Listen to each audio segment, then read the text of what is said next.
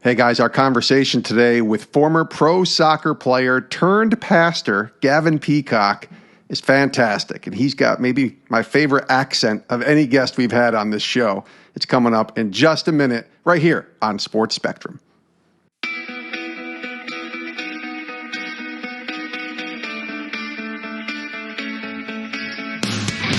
Welcome to the Sports Spectrum podcast, where faith and sports collide.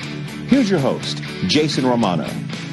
Hey guys, welcome to the show. I am Jason, and this is the Sports Spectrum podcast. We're so glad that you're tuned into our show today, and we are presented by Convoy of Hope. And right now, folks, there is a movement going on around the country, a movement of kindness that's taking place with Convoy of Hope.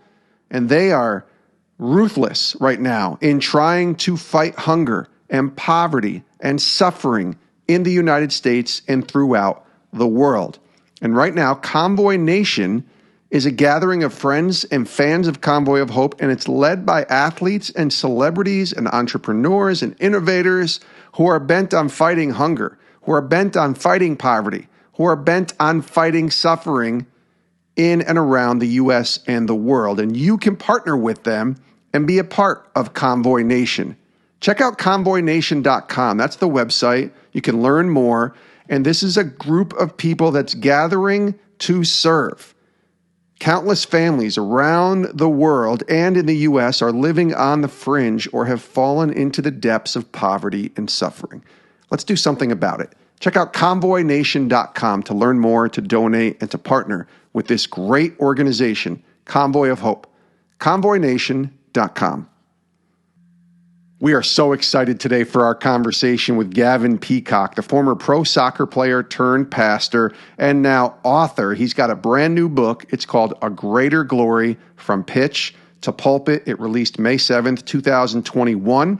Gavin is from England. He played pro soccer from 1984 to 2002 with organizations like Newcastle United and Chelsea. He was a captain with Chelsea. After retirement, he worked with the BBC as a soccer analyst for many years, but then felt this call, this nudge from the Lord to go into ministry. And in many ways, he gave it all up and moved to a remote place in Canada to go in anonymity, as he described, and pursue this calling to follow Jesus and to preach the gospel as a pastor.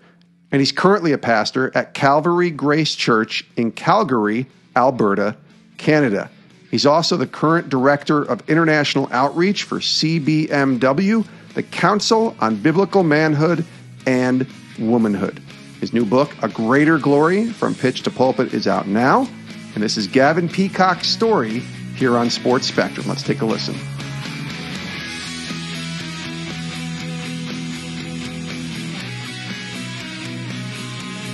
Hi, Gavin. How are you? Very well, Jason. Thanks very much for having me. Absolutely. It's great to have you here on the show. And it's a unique conversation because you're a pro soccer player, football player, of course, where you played, turned pastor. So I want to start with the pastor side, if that's okay with you, and kind of take us to now and over the past 15, 16 months, because it's been a challenge for everyone. But certainly for pastors, it's been a really unique challenge with COVID and the pandemic. And you're in Canada as well right now, in Calgary. You're not in England anymore. So what has this been like being a pastor in Canada during this pandemic? It has to be challenging, I would imagine. Very, very challenging. I think for everyone, and particularly if you're in leadership at any level, and particularly for church leaders. By God's grace, we've preserved unity in our church. We've been able to preach. There's only been, I would say, a few weeks where we've actually not been able to gather publicly, but there's been some restrictions on numbers. But finally in Alberta, I think we're moving back towards being able to meet together in one service.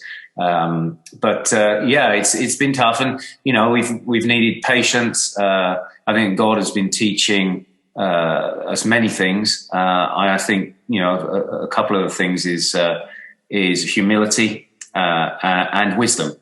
Wisdom in these days to navigate, honoring the government at the same time honoring God first. And so we are a church of around 200, Calvary Grace Church in Calgary, Alberta. And we look forward to the Lord's Day coming up in a couple of weeks or so, when we'll be all back together as one church, which is great. Well, your book is called From Pitch to Pulpit. So there was a whole other side to Gavin Peacock before he's at the pulpit preaching the gospel. So let's learn about your journey a bit. Growing up in England, soccer/football, I have to imagine, was a passion from a very early age. Yeah, it was.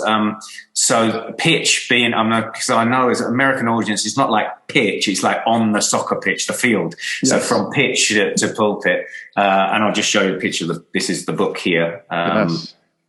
And anyway, so yeah, I was actually brought up in a footballing family. My father, Keith, was a professional footballer for Charlton Athletic. It's a South London team. We're a Premiership team a few years ago. Played 17 years for them. All I ever wanted to do was follow my dad's footsteps. And so as a small boy, I just wanted to, I was brought up around the smell of the dressing room and match day on a Saturday, the roar of the crowd. And I worked hard at school, but football was the goal. And, I left school at 16. I achieved the goal. I became a pro. And I had then an 18-year, over 600 games, 135 goals career for teams such as Chelsea Football Club, Newcastle United, Queen's Park Rangers, amongst others, and played for some of the best coaches in the world, Glenn Hoddle, Kevin Keegan, Terry Venables, all national team managers as well. And with some of the best players in the world. Even played against the young David Beckham when he was 18 years old for Manchester United. I remember playing for Chelsea against Man U in a pre-season friendly, and I've come in at half time and I said to the lads, I said, boy, the good-looking kid in midfield for Man United, he's good. What's his name? Someone said Beckham, David Beckham. Within a year, he was in the England team, and of course, the rest is history. So, yeah, and that was an 18-year career. 2002, I retired, and I went into media work for the BBC. So I was on TV and radio all the time, analysing games, broadcasting to millions. And then in 2008, I gave it up to prepare for church ministry. Been a Christian since I was 18, but never sensed a call until around 2006. And so I went all the way from the pitch to the pulpit because there's a greater glory in life than football fame and fortune. And that's a theme of the book. If I could just say one more thing about the book, if I was to sum it up, I would say that, you read lots of sports biographies and, they're about that person. And of course, on one level, it is about the story of, an ordinary boy from London who played in some of the great cup finals and for great teams. But ultimately, it's a story about someone else, and it's a story of God's grace. And it's a story of life in all of its complexities, set against the backdrop of the beautiful game, but with the light of my Christian faith upon it, so that I deal with many human interest things along the way, as winning and losing, success and failure, sickness and disability, and racism and mental health and family and fatherhood and career and all of these things, so that even if you're not a massive sports fan, you can connect to it. And I'm showing that all of life is under God, and the gospel is firmly central in all of it. I love it. Well, it's called The Greater Glory, From Pitch to Pulpit. I'll ask you a few more questions throughout this conversation and be mentioning that new book that you have, Gavin. There's a lot to unpack in the little bit that you just described of your career and your journey. I do want to hear your testimony, 18 years old when you came to Christ. I want to hear that in a little bit, and certainly dive into leaving the sports world and the media world and going into ministry in 2008. We'll get to that in a second. First, I want to ask you about, as a young boy, growing up watching your dad in this world of soccer/football, what for you is your favorite memory when you think about being a kid? Because you described it so wonderfully about getting ready on game day and the smell and the roar of the crowd and all of that. Do you have a favorite memory as a child of being around your dad and maybe watching an event, meeting a person, whatever it might be that comes to mind when you think of your childhood? Yeah, I think a couple of things. always got a picture in my mind of match day, sitting in the old stadium there at Charlton Athletic, the smell of cigar smoke and pipes, people, the guys in their trilby hats would be sitting there, and you'd be able to smoke pipes and cigars quite freely. The smell of that, and then watching my dad burst through with the ball and smash a goal in. I've got a vivid picture of that. And then secondly, my dad, who was a great dad, a great father, and a good coach, but he would take me with him in school holidays to the training ground, and just being a young boy scampering around the training ground, and then watching the guys play, and then the players just having chats with me, because they were these stars were like friends to me, and taking an interest in me as a young kid, and encouraging my own dream to be a footballer. Just sort of stuck with me that need for older guys to kind of just show an interest in younger people, to help encourage them along the way. When did you realize you were pretty good at this game? Yeah. Well, I was kicking a ball as soon as I could walk, and then my dad was the type that would, we weren't cosseted as kids. He would put us in for things, go try this, go in for that. Don't be afraid to lose, expose me to kind of situations where, I kind of was thrown out my depth a little bit. And so over the park or whatever, play with the bigger boys. And my dad would be able to see, well, even though I wasn't as big, technically I was quite good. And I could control the ball and I could pass the ball. But he'd also taught me character things. I talk about that a lot in the book, is developing character in kids. And so I could not only control the soccer ball, I could control my temper. So the two things were going hand in hand, character building, but the talent side. And I think, he could see that I was going to be decent. And I probably knew when I was about 8 years old, and I played for my school team, and I was a little bit ahead of the others, and I scored my first goal.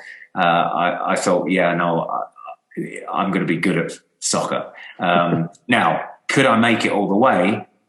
That was maybe when I was about 14, 15, I actually ended up playing for England schoolboys. So I represented my country at that age. So that at that age, then every club in the country wanted to sign me as a schoolboy with a view to give me a pro contract. And so then I knew I had a very good chance. But as I say to many, many people, even when you sign that first pro contract, it doesn't mean you've made it. It's just the beginning. And so many young players who signed a pro contract for a year or two, you see them fade away. Making it is staying there year after year after year.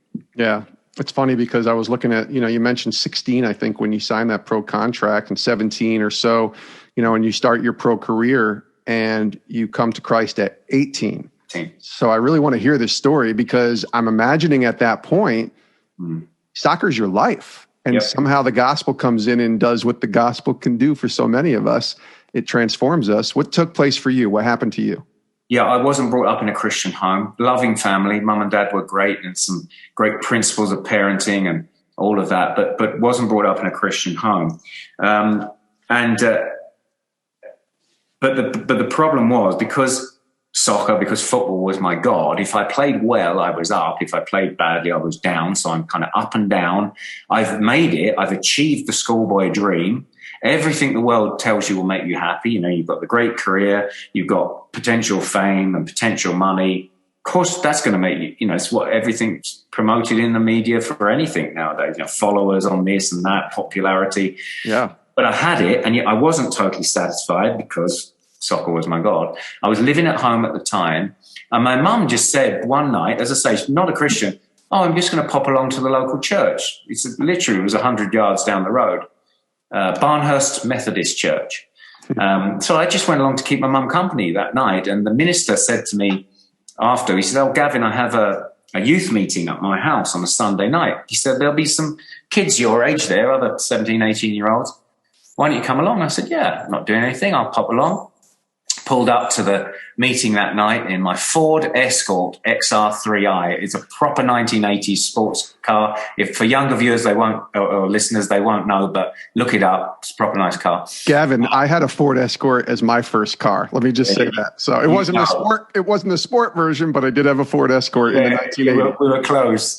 And it was 1980s, and I had the mullet to match. Now I've got nothing on top, but hey ho. I got out the car that night. Again, got the car, got the career. I'm in the in crowd. I'm walking into this living room where there's half a dozen young people my own age who didn't have what I had. They weren't in the in crowd as such. And yet when they spoke about Jesus Christ and when they prayed, they had a joy and a reality that I did not have. Mm-hmm. And then over the next couple of weeks, I heard the minister unpack from the Bible, what is the gospel? What is the good news of what God has done to save sinners like me?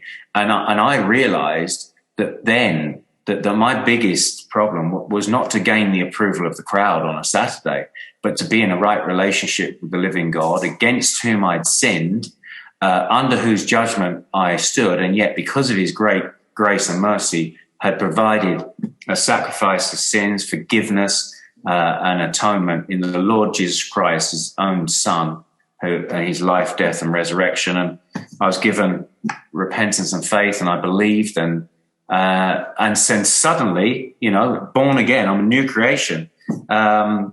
Football fell away from being God, and Jesus is God as he is, and football just fell into its right position. And then, I think I became the best kind of footballer I could be, because it wasn't everything to me. It's still, I worked hard and played hard, but because my identity lay in Christ first, I was the best kind of footballer I could be after that.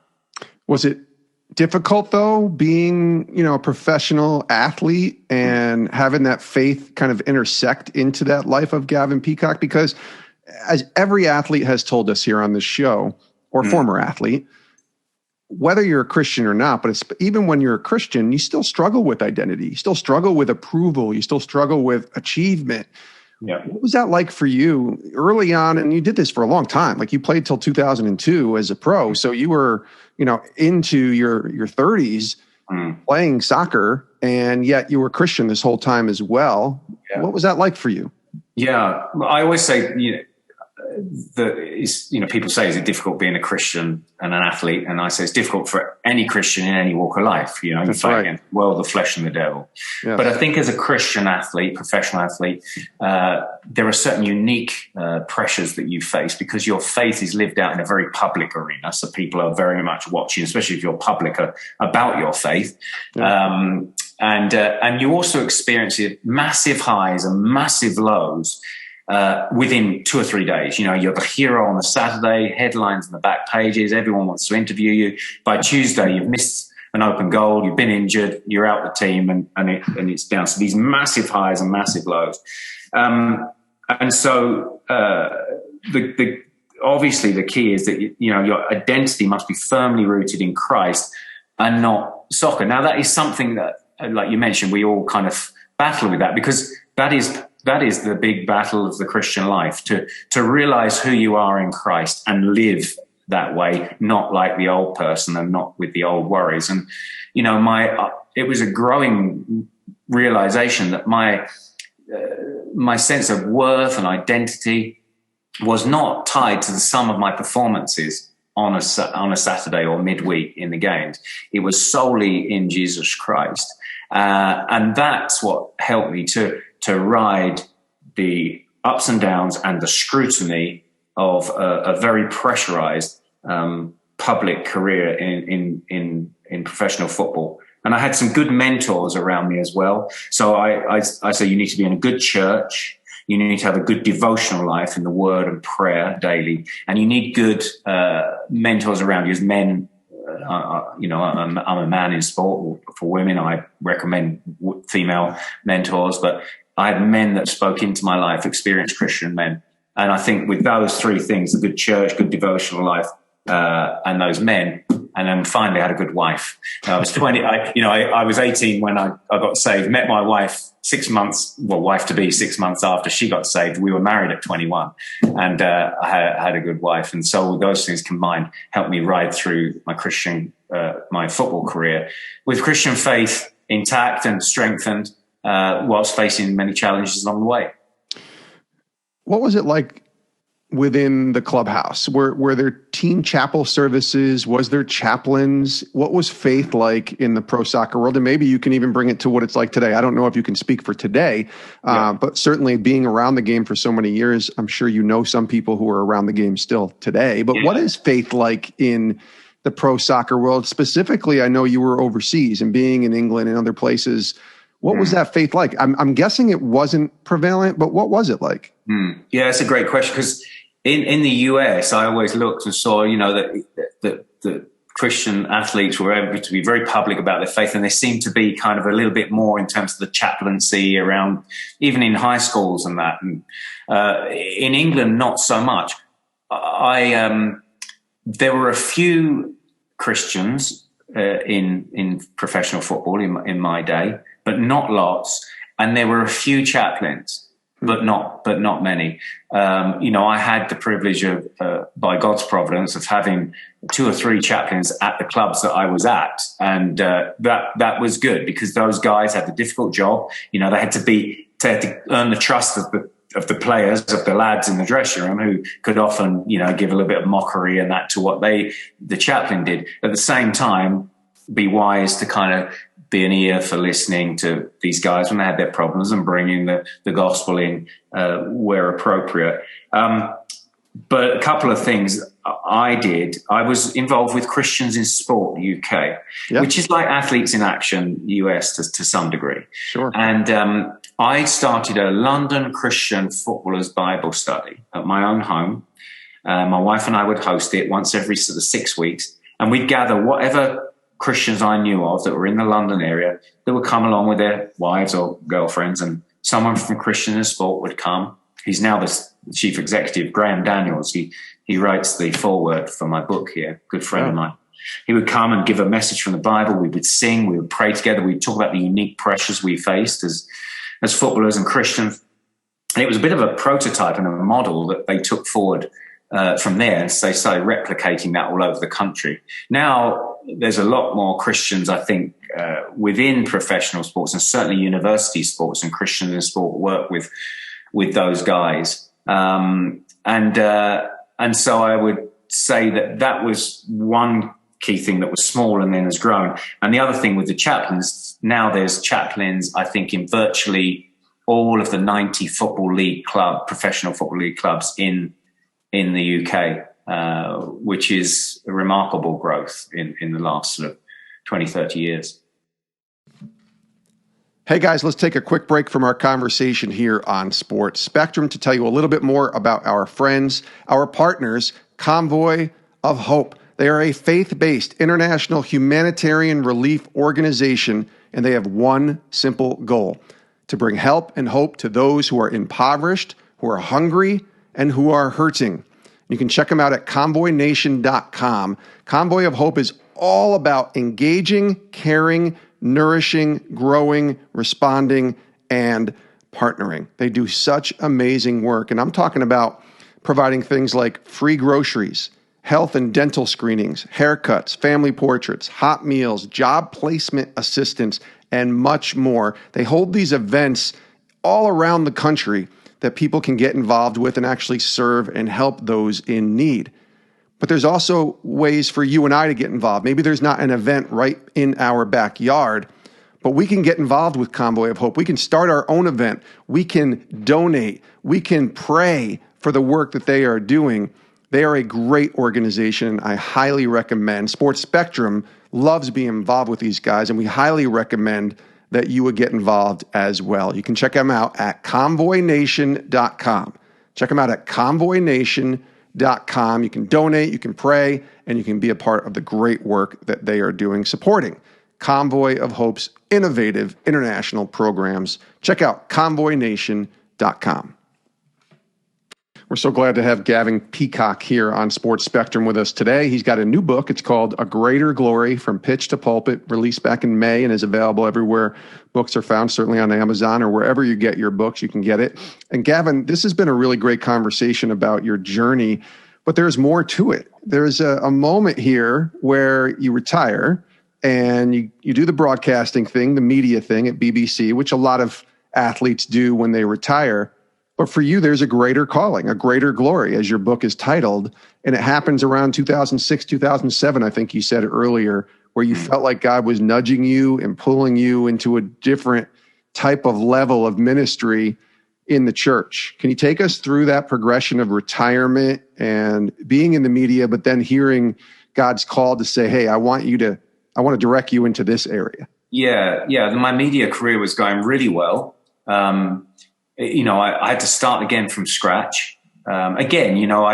Because my identity wasn't ultimately tied up in football, it made my transition after football a little easier. It didn't mean that it wasn't difficult and I didn't feel the loss of football. But I knew the Lord would provide something else. And media side of things was getting bigger and bigger in the 90s through my football career. By the time I retired in early 2000s, there were then more opportunities for ex-professionals to make a career out of the media. Yeah. But I had to start again. I wasn't, David Beckham retiring and and going to sit on a big contract at the BBC. I had to earn my way in, but it went well. And I talk about in the book principles of starting again and how you can start again in a new career and what you need to do that. And it was really going well. And I was probably even more well known in my media career than my football career because your face is on TV and your voice is on the airways all the time in front of millions. Yeah. And then in 2006, the World Cup in Germany took place, and I was there with the BBC. And after that, it was kind of like the zenith of my career to date in the media. My wife got very ill. She had a kidney infection and was in hospital for a couple of weeks, and it was quite the thing. And as is often the case when in a period of suffering or trial, God can use that to refocus or recalibrate. And I was just in the pastoral epistles reading 2 Timothy 4 and Paul's call to Timothy to preach the word in and out of season, literally for the sake of the future of Christianity. And I realized, well, something inside me stirred. What a charge this is. What a thing this is to preach God's word to God's people, to shepherd God's people. Maybe there's something I should be doing here. And, I'd always led men into the arena. I'd been a leader, captain of all my teams. I've been in the BBC in terms of communications and all of that. So when that was an internal call, and I could have been wrong. It just could have been in a wrong sense that I had. But then I spoke to my church leadership who recognized certain gifts and also character qualifications from the scriptures. And they gave me opportunities to preach. And then I started to study the Bible at Cambridge University, Old Testament, New Testament. And so I was still doing the TV stuff at the weekends. And then on a Monday, I drove up to a leafy, ancient Cambridge city. And I'd be in there with all the guys that were going into church ministry. And all they wanted to do was ask me about football and what I'd said about their team on TV on the Saturday. And all I wanted to do was study the Bible. And so it was quite funny. But as soon as I started to study, I said to my wife, Amanda, I'm going to give up this second dream career. People will think I'm crazy, but I need to take some time to prepare for church ministry if God would have it. Wow. And so then what happened? I spoke to the head of sport at BBC. I was about to go in 2008 to the European Championships with the BBC, and we had prepared then I could have studied in the UK, of course, but what would it look like to go away to anonymity where no one knew me or cared about my football career, and they would just know what I had to say from the Bible. And, it would be a good test for us as a family, test of our faith, test for our kids who were 15 and 12. We knew Canada quite a bit. We'd be coming here to Western Canada. And so we said, right, we'll go for 3 years. I took up a student visa, wouldn't be able to earn money for 3 years here, just do my studies. So we lived off savings, or we were prepared to live off savings. And my final gig for the BBC was in summer of 2008 at the European Championships, and the Euros are going to just start again in a couple of weeks' time now, which is always a reminder for me. And the head of BBC said, you have to say something to the public because you won't be there in a few weeks' time. And I was given 2 minutes to explain to the public why this guy with a great second career was going off to the mountains to study theology. And I knew some people would think I was crazy, but many people wrote to me saying that, that they admired the conviction, Christians and non-Christians. And so hardest 12, 13 years of our lives, this past 12, 13 years, we thought we'd stay for 3. God opened a door, gave me a position as associate pastor here in the church in Calgary. And then he's opened doors. So I went to anonymity, and he's opened doors now to speak globally as I get invited to speak at churches all over the world and in the States and in the UK, and to preach and to teach on things like the family and fatherhood and being a husband, and also aspects of, bringing my testimony to bear for non-Christians as well. Are you finding a lot of people are like, I remember that Gavin Peacock when he was playing, or I remember that Gavin Peacock when he was broadcasting, and what's he doing now? He's a pastor now? Oh, let me find out more about this. And then now you have a chance to share your testimony. Are you seeing that and finding that out now that you've, I guess, come out of anonymity a little bit when you write a book and you're on social media? Yeah, I think so. More and more, you find that, and then they're intrigued, and people because they think, well, you gave up something. Well, obviously the football career came to an end, so I had something that was everything to many people, and then I had that second dream career that was, who would give that up? Right. And they want to ask, well, why, and what is that all about? Because everyone in life is seeking satisfaction. Everyone in life is, no one gets up in the morning and says, I want to be unhappy. No one gets up in the morning and says, I want to have no purpose, or I want to have no identity. Look at the world. It's struggling with identity all the time. Mm-hmm. And only God can provide that for anyone. He made us for himself. And until our hearts find their place with him, we will never find true satisfaction. We might find momentarily satisfaction and identity, but not true. And only God through Christ can deal with our biggest problem, and that is our sin and reconciliation in relationship to him. And so, I found amazing, in my football career, I had amazing conversations with soccer stars that you'd never think would ask about Christianity. And now, even as I progress through life, the football, the BBC career is a bridge for the gospel. And I think that everyone has bridges and every Christian has bridges that they need to look for to make with other people where they can bring the gospel in. Because you've all got a story, you've all got a testimony, and every testimony that a Christian has is a miracle. And in my opinion, it's an interesting and great testimony. So just an encouragement to anyone who's a Christian listening that, to use those bridges to bring the gospel to people as you can. Is there a story you can share, and don't name names if you can't name the names, of someone where you thought, there's no way this guy is ever going to come to Christ? I mean, I've been working on him, or even just talking to him, or, he's rejecting, and all of a sudden something happens and he says yes, and the life that you knew before is different and he's transformed. Is there a story you can share? It could be from your pro playing career. It could be from your BBC times, or even now as a pastor. Sure. Well, I won't name names, one of my roommates for a few years, he was a great guy, real character, funny, and he had all the banter and that. And, whenever the chaplain would come to the training ground, he would always kind of mock him and make a little bit of fun of him, and in a good humoured way. And I liked him very much, and we had conversations and such. And then I moved away, and he moved on, and we kept in touch a little bit. And then just one night, I got a text from him saying, "Gavin, you'll never believe this." I text back, "What?" He says, "I'm reading my Bible every day now." And he said, "I've started to go to church," and he said, "I'm starting to pray." And anyway, a long story short, he'd come to the end of himself. All of the stuff that he thought he could accumulate around him that would give him that satisfaction, that could heal broken relationships in the past and could give him true purpose, it wasn't satisfying. And a couple of Christian friends had said, "Well, why don't you come to church with us?" And why don't you hear what the Bible has to say about us all and what God has done through Jesus to save people for himself? And he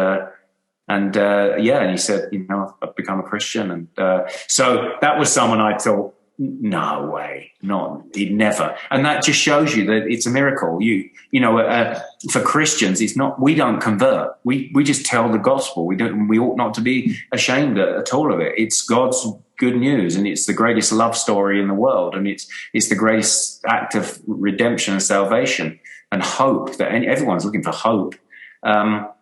We just have to present it unashamedly clear, and then even bring in your own testimony of what God's done for you. And then you pray the Lord do the work. And he may do it today. He may do it in a few years. You may be used in a chain of people that is in that person's life, but you might never know. Jesus says, in John 15, that you shall bear, every branch, true branch, bears much fruit. And for some of us Christians, we think, what fruit have we born? Well, it's the fruit of Christ-like character, but it's also the fruit of evangelism. And you may never know until heaven how your words of gospel words have been used to save someone else. Yeah, that's really good encouragement. He is Gavin Peacock. Again, the new book is called A Greater Glory, From Pitch to Pulpit, and it's available now. I want to ask you, as we wind down here, when it's all said and done, the legacy of Gavin Peacock, right? What's that legacy that you would want to leave when your time on earth is finished, when people look back and they, you get to kind of oversee yourself at your funeral or whatever it is, your celebration? What legacy do you think you want to leave here on this earth before it's all done? I think it's just really as a faithful Christian man, Christian husband, father, elder in the local church.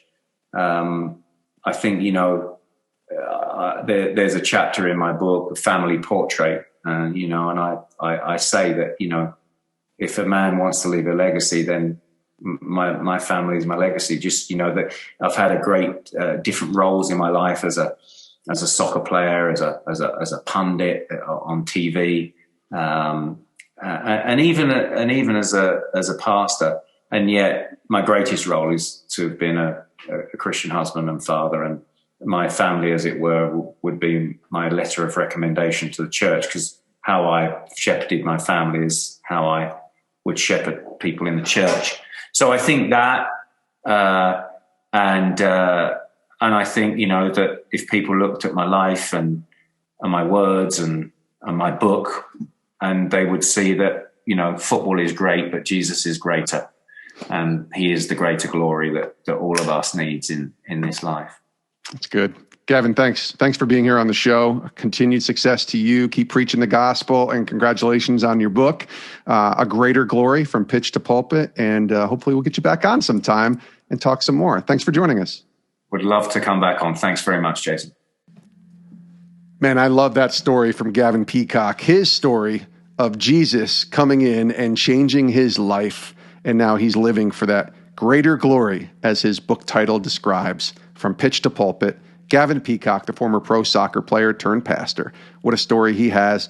And listen, I could have people from England on all day long. It's my favorite accent. My daughter, who's 17 now, can speak with an English accent in some ways better than people that I've met from England. Like, she's just got this amazing gift to suddenly talk with a British accent. And we could, like I said, we could have people on all day long with a British accent talking to us here on the show. And Gavin Peacock, man, he was fantastic. Great story. Love talking to him here on the show. Get his new book, A Greater Glory, From Pitch to Pulpit, out now. And thanks to Gavin for being here today on the show. We really do appreciate him. We appreciate you as well. Thank you for tuning in. As we always do, we want to direct you to our website, sportspectrum.com. Make sure you go check that out. This podcast is on there, along with devotionals and stories, articles on the intersection of sports and faith. We like to bring Jesus back into the sports conversation, and you can read all about that over at sportspectrum.com. And when you're there, do us a favor, sign up for our weekly newsletter. That way, you stay in tune to all of the different content that we're creating here at Sports Spectrum. Articles, podcasts, devotionals, our magazine. You can sign up for free at Sports Spectrum's website, sportspectrum.com. You click the newsletter icon, and you're good to go to receive our weekly email, you'll also get a free gift, a daily devotional, a 10-day daily devotional written by professional athletes, current and former athletes, and it's free. A free downloadable PDF comes right to your inbox when you sign up for Sports Spectrum Weekly, which you can do for free at sportspectrum.com. Lastly, tell someone about this show. Tell someone about Sports Spectrum. If you know someone that loves sports and loves Jesus, man, this is the place to turn. And then if you get them here, have them subscribe to the podcast. You can rate and review it as well. Just gets the word out as we continue to tell these stories on sports and faith. Thanks for tuning in. Again, my name is Jason Romano. We love you guys, and have a great rest of your day.